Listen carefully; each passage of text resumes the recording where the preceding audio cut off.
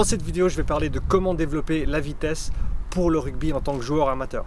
Donc comme vous le savez déjà, si vous regardez mes vidéos depuis un moment, la vitesse c'est un des piliers fondateurs au niveau de la préparation physique pour tout joueur de rugby. C'est une qualité physique qui est très importante sur le terrain, à avoir sur le terrain, et donc à travailler aussi en prépa physique. Maintenant, c'est pas une qualité qui est très facile à travailler, ok, c'est facile de faire faux, c'est facile d'en faire trop, c'est facile de le faire trop jusqu'au point où on se blesse, et donc il faut faire attention. C'est pas comme la force ou l'endurance où ces qualités-là sont assez, on va dire, simples à travailler.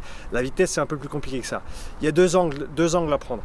Le premier angle, c'est au niveau de la technique et au niveau de la technique de course. Donc ça, c'est des choses qu'il faut répéter. Un bon moment pour pratiquer ça, c'est pendant les échauffements. Ok, on a la possibilité d'intégrer des petits exercices de pliométrie, des exercices de course qui vont nous permettre ensuite de devenir plus efficients sur notre course, sur notre sprint. Ça va nous permettre de mieux comprendre et de mieux gérer les différentes positions qu'on retrouve au niveau de l'accélération et ensuite au niveau de la vitesse de pointe.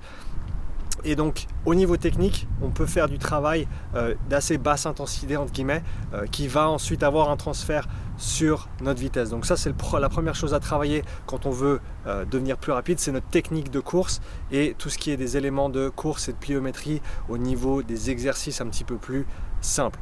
La deuxième partie, bien sûr, c'est le sprint en lui-même. Il faut courir vite. Si on veut devenir plus rapide, il faut courir vite. On entend souvent dire qu'il faut être entre 95 et 100% au niveau effort, au niveau vitesse pour faire des progrès. Okay, c'est pas en courant à 80% qu'on va faire des efforts sur notre 100%. Et donc il faut vraiment se mettre dans des situations où on peut fournir des efforts qui sont maximaux, okay, et répéter ces efforts maximaux pour ensuite développer notre vitesse. Et pour faire ça, ce qui est très important, c'est d'avoir assez de repos avec chaque distance de sprint. Okay, et donc pour commencer, ce qu'on va faire, c'est pas nécessairement des sprints lancés sur 40 mètres, okay, parce que ça c'est quelque chose qui est très difficile pour le corps, et donc les gens peuvent le faire, mais il faut être préparé pour le faire. Donc ce que je conseille quand on n'a pas d'expérience en termes de sprint, c'est de commencer sur une pente, sur un incliné. Et qu'est-ce que ça va faire? Ça va rendre les angles un petit peu plus on va dire gentil pour le corps, un petit peu moins difficile pour les hanches, pour les ischios. Ça va nous mettre dans une meilleure position pour l'accélération aussi, parce qu'on aura plus cet angle d'attaque par rapport au sol qu'on veut dans une accélération. Okay, l'angle d'attaque au niveau horizontal, il est étroitement lié au potentiel d'accélération. Donc si on est déjà trop, on va dire, relevé, trop droit quand on accélère, on ne va pas accélérer aussi bien que si on est vraiment sur un angle d'attaque un petit peu plus pentu. Donc avoir cette pente va nous aider à trouver cet angle un petit peu plus facilement, et comme j'ai dit avant, plus facile sur le corps aussi. Donc commencer sur un incliné, sur des 10 mètres, des 20 mètres, des 30 mètres. On peut aussi travailler avec la résistance, donc avec soit en tirant un traîneau derrière nous, soit avec quelqu'un qui nous retient avec un élastique. Ça, c'est des options pour commencer, pour réduire un petit peu la vitesse maximale. Okay, ces résistances, que ce soit la pente ou les élastiques ou le traîneau, ils vont nous ralentir et donc on ne va pas atteindre ces vitesses maximales aussi vite. Une fois qu'on a fait ça pendant 3-4 semaines, ensuite on peut passer au plat.